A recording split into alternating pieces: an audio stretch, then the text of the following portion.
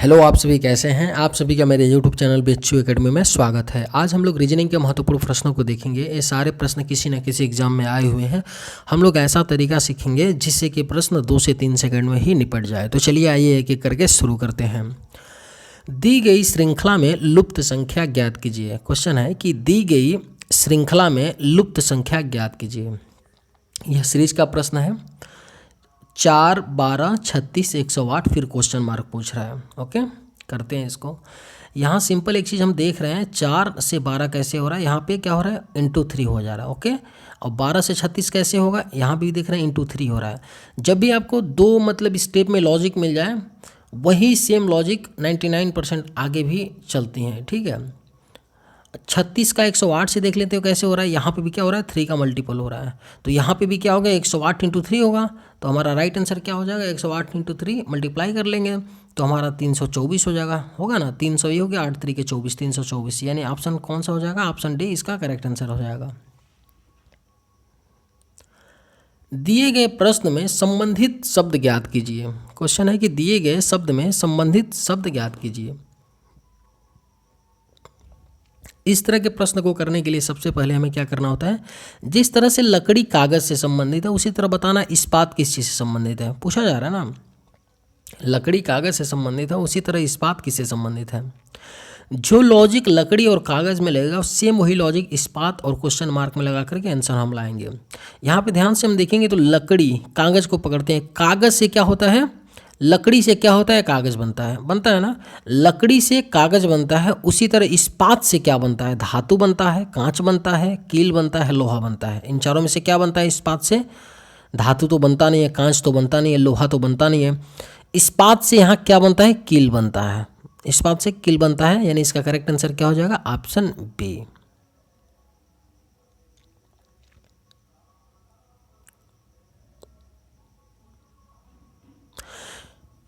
पेड़ों की एक पंक्ति में एक पेड़ बाएं छोर से 7वां है और दाएं छोर से 14वां है। पंक्ति में कुल कितने पेड़ हैं। प्रश्न है,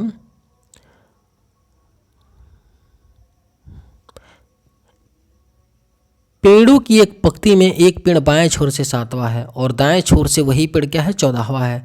तो पूछा जा रहा है पंक्ति में कुल कितने पेड़ हैं। इस तरह के प्रश्न को करने के लिए कुछ नहीं करेंगे, बाएं से क्या है 7वां है प्लस करिए, दाएं से क्या है 14वां है। ओके, और -1 कर दीजिए। 14 6 20, 1 21 हो जाएगा, 21 - 1 यानी 20 हो गया। 20 किस ऑप्शन में आंसर है, ऑप्शन सी में। यानी हमारा करेक्ट आंसर क्या हो जाएगा, ऑप्शन सी हो जाएगा।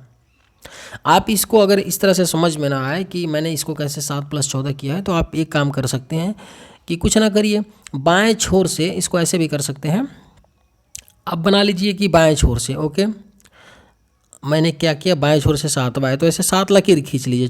1 2 3 4 5 6 7, यानी वो यहाँ पे बाएं छोर से है। ओके, और बोल रहा है कि दाएं छोर से 14वां है, यानी दाएं छोर से इधर से जब काउंट करेंगे तो ये 14वां है ना। तो भाई यहाँ तक इधर से इधर तो कितने और लोग रहे होंगे, 13 रहे होंगे, 13 पेड़ रहे होंगे ना यहाँ पे।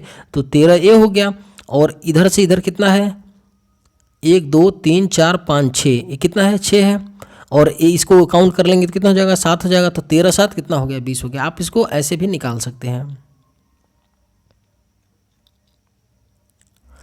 यदि किसी निश्चित सांकेतिक भाषा में रेल को KCTN लिखा जाता है तो उसी सांकेतिक भाषा में रीड को कैसे लिखा जाएगा।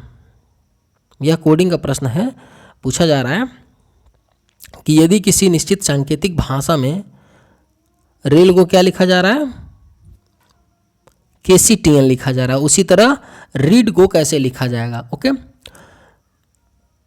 इस तरह के प्रश्न में हम सीधे सीधे लॉजिक R से K लगाते हैं या फिर R से N लगाते हैं, या शुरू का या अंत में।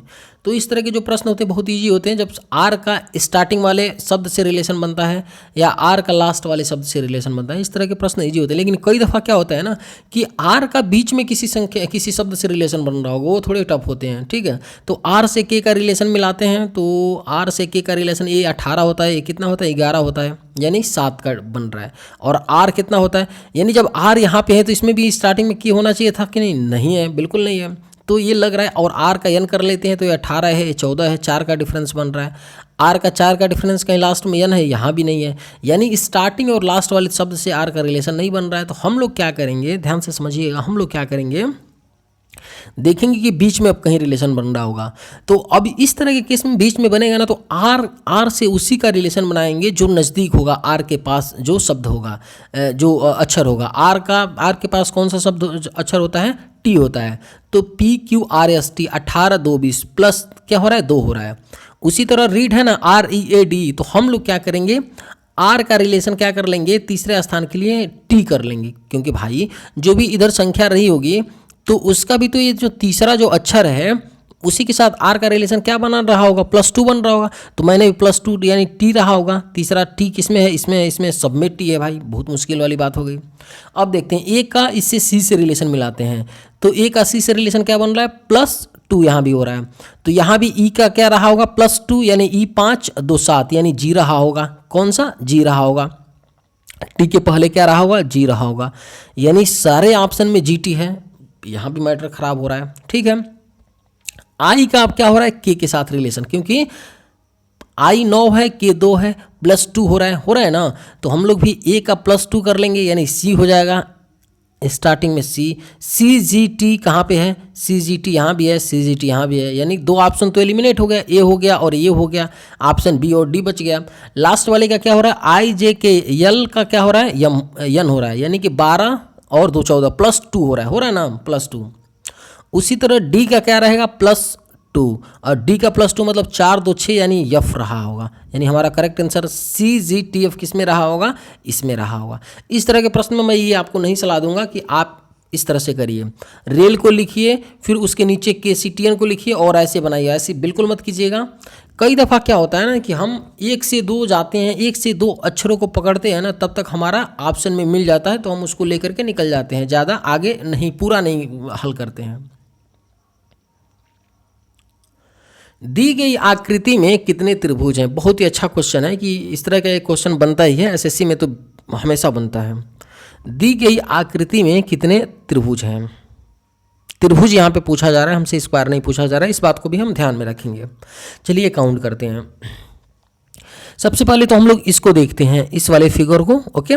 इसमें देखते हैं कि इसके अंदर कितने टोटल त्रिभुज हैं, इस चीज़ को हम लोग काउंट एक बार करते हैं। यहाँ 1 हो गया, ये 2 हो गया, ये 3 हो गया, ये 4 हो गया, 4 हो गया, ओके।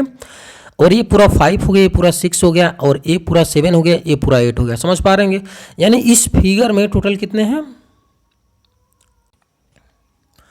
यानी अगर इस फिगर में हम देखते हैं तो टोटल कितने आपके त्रिभुज हो गए, 8 हो गए हैं। इस वाले में 8 हो गए हैं यहाँ पे, तो यहाँ भी तो 8 रहे होंगे। 8 कैसे हो रहे हैं, देखिए 4 तो आपको क्लियर है और 4 इसमें मैं दिखा रहा हूँ कहाँ हो रहा है। एक तो आप इसको ऐसे अगर पकड़ के लेके चलते हैं इस वाले आकृति को, इसको एक ये हो गया तो एक इसके अपोजिट होगा, हो गया 2 हो गया, आपको 2 मिल गया, ओके। और पुनः अगर आप इसको पकड़ेंगे, इतना पकड़ेंगे, एक बार इतना पकड़ेंगे, एक ये हो गया तो एक इसके अपोजिट भी होगा, तो 2 2 4 हो गया, और 4 ऑलरेडी अंदर इसके है, तो 8 हो गया टोटल। हमें मिल गया 8, यहाँ मिल गया 8 और यहाँ मिल गया, ओके। अब इनको देख लेते हैं हम, 1 2 1 2, यानी इनको मिला करके 4 ही है, ओके। 8 8 16 4 20, हमारे पास 20 मिल चुके हैं, 20 हमको मिल चुके हैं ना, ओके। फिर से हम इसमें देखते हैं, अब पूरे को हम एक बार एनालाइज करेंगे। पूरे को जब देखेंगे, ध्यान से देखिएगा पूरे को, तो इसको पहले पकड़ते हैं, इस वाले को, यहाँ से यहाँ तक। इसमें तो इसको तो हमने लिया नहीं था, तो यहाँ से यहाँ तक एक मेरा बन गया कि नहीं, ट्रायंगल एक ये बन गया। तो जब एक ये बन गया तो इसके अपोजिट भी तो एक बन रहा है ना, तो यहाँ 2 हो गया, ओके। यहाँ 2 हो गया। सेम इसको इस साइड देखेंगे, ऐसे पकड़ लेंगे हम, तो यहाँ भी तो एक बन रहा है, 3 बन गया, इसके अपोजिट एक बन गया, 4 बन गया। यानी हमने पहले कितना बनाया था, 20 बनाया था, और 4 बन गया, तो यानी 24 हो गया। कितना हो गया, 24 हमें मिल गया ना। तो 24 जब मिल गया तो अब एक चीज़ और देखते हैं कहाँ बन सकता है। अब पूरे को ही हम एनालाइज कर रहे हैं, तो एक बार इसको देखते हैं, यहाँ से यहाँ तक पकड़ते हैं, यहाँ से यहाँ तक इस पूरे वाले को, तो एक ये बन गया, इसके अपोजिट भी तो एक बनेगा ना, तो 2 हो गया। सेम इसी तरह इस साइड हम बनाना शुरू करेंगे, तो एक ये बनेगा पूरा, तो इसके अपोजिट भी एक बनेगा, तो यहाँ 4 बन गया। 24 ऑलरेडी हमने बनाया, तो 4 कितना 28 हो गया। तो हमारा राइट आंसर क्या हो जाएगा, ऑप्शन डी हो जाएगा 28। नीचे दिए गए प्रश्न में सही वेन आरेख ज्ञात करें। गाजर दिया है, खाद्य दिया है, साग सब्जी दिया है। चलिए वेन डायग्राम इसके लिए बनाते हैं हम। पहले तो इस तरह के प्रश्न को करने के लिए थोड़ी बहुत आपको जो भी शब्द दिए होते हैं उनके बारे में पता होना चाहिए। गाजर क्या होता है, एक साग सब्जी के अंतर्गत आता है, और साग सब्जी क्या होता है, खाद्य सामग्री के अंदर आता है। खाद्य सामग्री क्या होता है, जो भी चीज़ें हम लोग खाते हैं, जैसे सब्जी हो गया, चाहे आटा हो गया, चावल हो गया, गेहूँ हो गया, जो भी चीज़ें, एवरीथिंग जो हम लोग खाने में यूज करते हैं वो खाद्य सामग्री हो जाता है। ठीक है, तो थोड़ी बहुत आपको शब्द के बारे में नॉलेज होना चाहिए, तभी आप इस तरह के प्रश्नों को आसानी से कर सकते हैं। तो इस तरह, तो देखिए गाजर क्या है, साग सब्जी है, तो मैं ये बोल सकता हूँ क्या कि सभी गाजर क्या होंगे, सभी गाजर क्या होंगे, साग सब्जी होंगे। हम बोल सकते हैं कि नहीं, सभी गाजर साग सब्जी होंगे, बिल्कुल होंगे भाई। और सभी साग सब्जी क्या होंगे, खाद्य सामग्री होंगे, होंगे कि नहीं, बिल्कुल होंगे। यानी इस तरह का डायग्राम किस में बन रहा है, गाजर, साग सब्जी और खाद्य, यानी इस तरह का डायग्राम किस में बन रहा है, ऑप्शन ए में बन रहा है। तो हमारा करेक्ट आंसर क्या हो जाएगा, ऑप्शन ए हो जाएगा। चलिए अगले प्रश्न पे चलते हैं। दिए गए पैटर्न की लुप्त संख्या ज्ञात करें। क्वेश्चन है कि दिए गए पैटर्न की लुप्त संख्या ज्ञात करें। इसको ध्यान से देखिएगा, यहाँ क्वेश्चन मार्क पूछा जा रहा है। यहाँ पे एक आपको फिगर दे रखा है जिसमें रिलेशन दिया है 6, 8, 4, 5, 7 ऐसे, ठीक है, 9, 12, 6, 8, 7 दिया है। तो इन दोनों फिगर को एनालाइज करके हमें देखना है कि इसमें लॉजिक क्या बन रहा है, लॉजिक इसमें क्या बन रहा है। ओके, और वही लॉजिक सेम लगा करके इस वाले डायग्राम में हम लोग आंसर क्वेश्चन मार्क की जगह पर लाएंगे। अब देखिए इस तरह का जब भी प्रश्न हो ना तो कुछ नहीं करना है, कुछ नहीं करना है। बाहर वाले जो 4 शब्द हैं ना उसी में कुछ रिलेशन बन करके भीतर वाला शब्द आ रहा होगा, इस बात को आप लोग गांठ बांध लीजिए। कुछ करना ही नहीं है, आप लोग को बीच वाला शब्द लाना है बाहर वाले शब्द से। अगर इस तरह का डायग्राम अगर मिले आपको कहीं भी तो ओके, तो चलिए देखते हैं। चाहे इसमें मल्टीप्लाई चारों में होगा, कुछ समेशन होगा, ऐड होगा, या फिर सब्सट्रैक्शन होगा, या जोड़ करके स्क्वायर रूट होगा, ऐसे ही कुछ होगा। तो चलिए देखते हैं, एक बार हम लोग जोड़ लेते हैं। तो 8, 6, 14, 14, 4, 18, 18, 7 कितना हो गया, 25, 25 हो गया ना, यानी 25 हो गया। 25 से 5 आ रहा है, यानी कि स्क्वायर, इसका क्या हो रहा है, 5 का स्क्वायर बन रहा है। ओके, 5 का ही क्या हो रहा है, स्क्वायर हो रहा है। ओके, इसी तरह देख ले रहे हैं यहाँ पे 9, 12, 9 कितना हो गया, तो आपका 21 हो गया। 21, 8, 29, 29, 7, 36, यहाँ पे क्या बन रहा है, 36 बन रहा है। तो यहाँ पे देख रहे हैं क्या हो रहा है, 36, यानी 6 का यह स्क्वायर है। इसी तरह देख लेते हैं 14, 10, 24, ये कितना हो गया, 40, 49, ये 49 यहाँ बन रहा है। यानी जो भी यहाँ संख्या होगी उसी का ये स्क्वायर है, यानी 7 रहेगी तभी तो ये स्क्वायर इसका बनेगा। यानी हमारा राइट आंसर क्या हो जाएगा, ऑप्शन ए हो जाएगा। समझ पा रहे हैं कि नहीं, यहाँ 25 बन रहा है तो ये 5 रहा है, ये 36 है तो 6 बन रहा है। यानी बाहर का जितना सम है अंदर का क्या है, उसी अंदर का जो संख्या है उसका स्क्वायर है।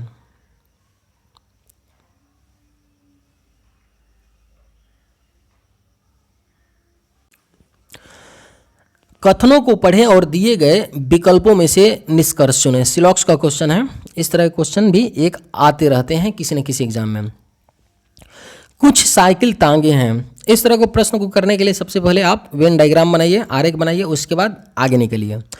कुछ साइकिल तांगे हैं। ओके, तो हम लोग चलिए फिगर बनाते हैं। कुछ साइकिल यहाँ बना लिया, सी क्या है, तांगे हैं। तांगे को मैंने टी से डिनोट किया। कुछ तांगे हवाई जहाज हैं। कुछ तांगे मैंने हवाई जहाज को एरोप्लेन ए से। ओके, अब निष्कर्ष देख लेते हैं, कंक्लूजन को। सभी हवाई जहाज तांगे हैं, बोला जा रहा है सभी एरोप्लेन तांगे हैं। कहाँ भाई, नहीं है, बिल्कुल नहीं। कुछ की बात हो रही है, यानी पहला स्टेटमेंट, निष्कर्ष क्या है, गलत है, कंक्लूजन।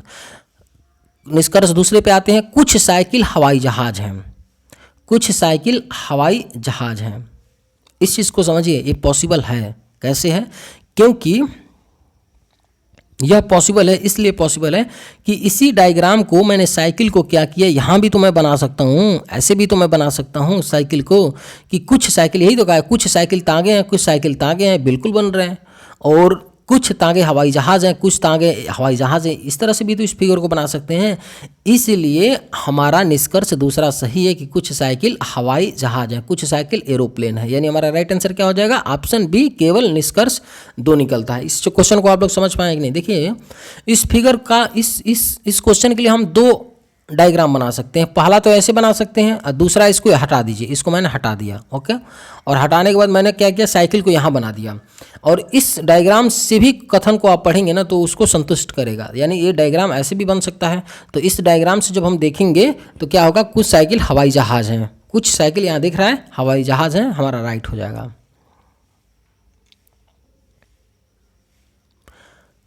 दी गई आकृति में उसे चुने जिसमें प्रश्न आकृति अंतर्निहित है।